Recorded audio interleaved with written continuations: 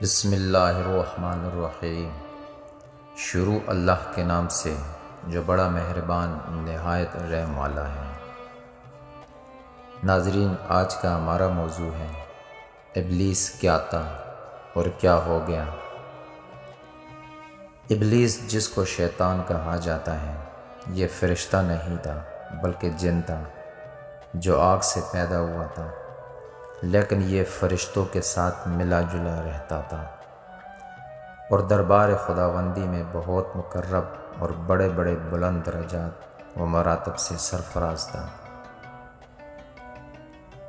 ناظرین، حضرت کعب احبار رضی اللہ تعالیٰ عنہ کا بیان ہے کہ ابلیس 40,000 برس تک جنت کا خزانچی رہا اور 80,000 برس تک ملائکہ کا ساتھی رہا اور 20,000 برس تک ملائکہ کو وعظ سناتا رہا اور 30,000 برس تک مقربین کا سردار رہا اور 1,000 برس تک روحانین کی سرداری کے منصب پر رہا اور 14,000 برس تک عرش کا طواف کرتا رہا۔ اور پہلے آسمان پر اس کا نام عابد، اور دوسرے آسمان میں زاہد، اور تیسرے آسمان میں عارف، اور چوتھے آسمان میں ولی، اور پانچویں آسمان میں تقی، اور چھٹے آسمان میں خازن، اور ساتویں آسمان میں عزازیل تھا، اور لوح محفوظ میں اس کا نام ابلیس لکھا ہوا تھا، اور یہ اپنے انجام سے غافل اور خاتمے سے بے خبر تھا۔ لیکن جب اللہ تعالیٰ نے حضرت آدم علیہ السلام کو سجدہ کرنے کا حکم دیا تو ابلیس نے انکار کر دیا اور حضرت آدم علیہ السلام کی تحقیر اور اپنی بڑائی کا اظہار کر کے تکبر کیا۔ اسی جرم کی سزا میں خداوند عالم نے اس کو مردود بارگاہ کر کے دونوں جہان میں ملعون فرما دیا اور اس کو اور اس کی پیروی کرنے والوں کو جہنم میں عذاب نار کا سزاوار بنا دیا۔ چنانچہ قرآن مجید میں ارشاد ربانی ہوا، اللہ نے فرمایا کہ اے ابلیس، کس چیز نے تجھے روکا کہ تو نے سجدہ نہ کیا جبکہ میں نے تجھے حکم دیا تھا؟ وہ بولا کہ میں آدم سے بہتر ہوں کیونکہ تو نے مجھے آگ سے پیدا کیا اور اس کو مٹی سے بنایا ہے۔ اللہ نے فرمایا کہ تو یہاں سے اتر جا، تجھے کوئی حق نہیں پہنچتا کہ تو یہاں رہ کر غرور کرے، نکل جا، تو ذلت والوں میں سے ہے۔ ابلیس بولا کہ تو مجھے قیامت کے دن تک کی مہلت دے دے۔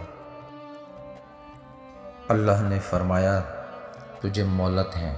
وہ بولا کہ خداوند قسم اس کی کہ تو نے مجھے گمراہ کیا، میں ضرور تیرے سیدھے راستے پر تیرے بندوں کی طاق میں بیٹھوں گا، پھر ضرور ان کے آگے، ان کے پیچھے اور ان کے دائیں، ان کے بائیں سے ان کے پاس آؤں گا اور بہکاؤں گا۔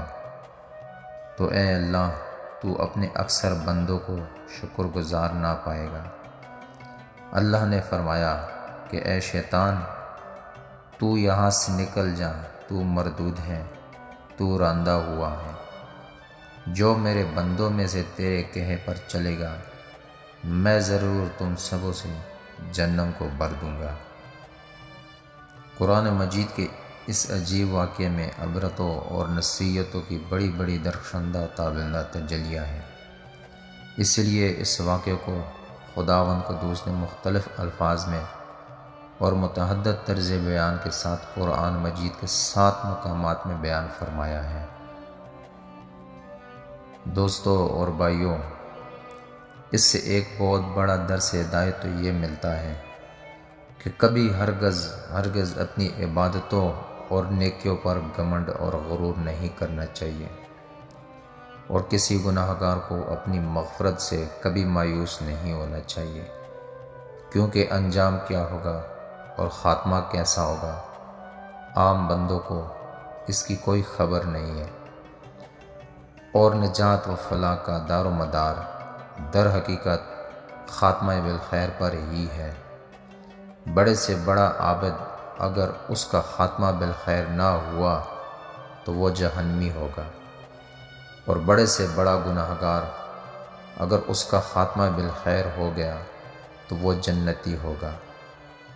دیکھ لو کہ ابلیس کتنا بڑا عبادت گزار اور کس قدر مقرب بارگاہ تھا، اور کیسے کیسے مراتب و درجات کے شرف سے سرفراز تھا، مگر انجام کیا ہوا کہ اس کی ساری عبادتیں غارت و غارت ہو گئی، اور وہ دونوں جہان میں ملعون ہو کر عذاب جہنم کا حقدار بن گیا، کیونکہ اس کو اپنی عبادتوں اور بلندی درجات پر غرور اور تکبر ہو گیا تھا، مگر وہ اپنے انجام اور خاتمے سے بالکل بے خبر تھا۔